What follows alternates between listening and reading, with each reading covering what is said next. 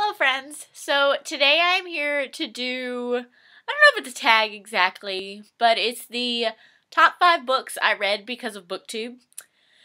I do not remember what year it was when I started watching Booktube videos. It feels like it's kind of been forever. So I have 5 here. 3 of them are YA. 1 is new adult, and 1 is an adult fiction book. I'm going to start with the new adult book and the author I talk about in basically every video, and that is The Deal by Elle Kennedy. These are new adult hockey romances. This is the first in the series. Pretty sure this was because of Jessica at Peace Love Books. They're just good. They're just good. I don't... The second book I have is the adult fiction book, and I think it's the newest read from this list of 5 that I have, and that is Next Year in Havana by Chanel Cleeton. I don't remember who I saw talk about this first. It wasn't as hyped up as some of the other ones that I'm going to talk about in a minute are, but I remember seeing it, or I remember hearing somebody talk about it, and it sounded really good, and then it was the pick for Reese Witherspoon's book club of the month. I don't know what it's called. Reese's Book Club. It was the pick for Reese's Book Club, I think in like October or something, and I saw a lot of people read it then on like Twitter and Facebook and stuff. So I asked for it for Christmas, and I got it, and I read it in January, and I am so excited for the sequel. This is about a Cuban-American woman who goes back to Cuba after her grandmother passes away. Her grandmother is the one that... Her grandmother's family is the part of her family that had to flee Cuba, and she learns about her grandmother's past and things that she didn't know about her grandmother and grandmother's family and everything that happened, and it was so good.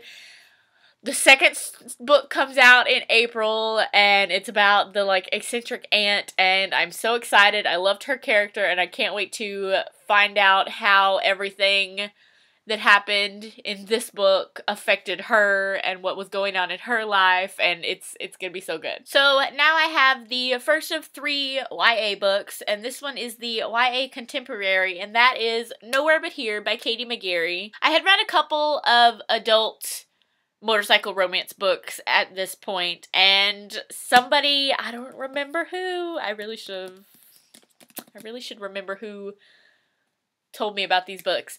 Anyway, I saw somebody talk about this one and that it was a motorcycle romance, but it was different because it was about the kids of the motorcycle club, and this one specifically is about a girl who did not grow up in the lifestyle.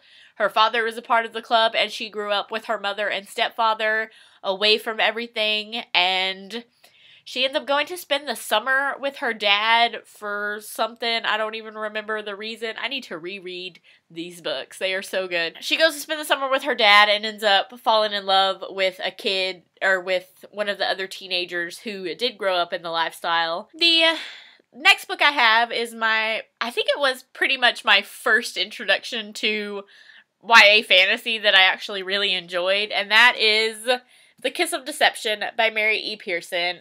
Again, I do not remember who talked about this book and made me want to pick it up, but this is about a princess who, I think it's like the eve of her wedding, has decided that she's not getting married and that she's going to run away.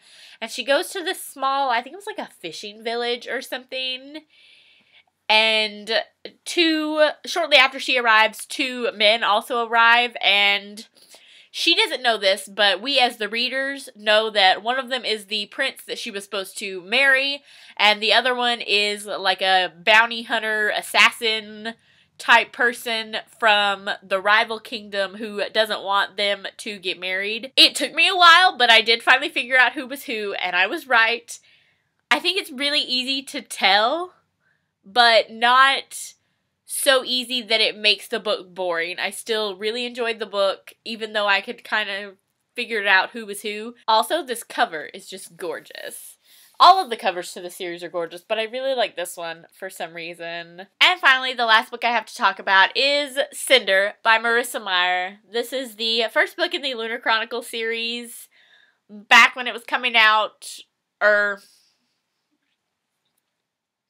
I think Cress was coming out. The third book in the series was when I first started hearing about it.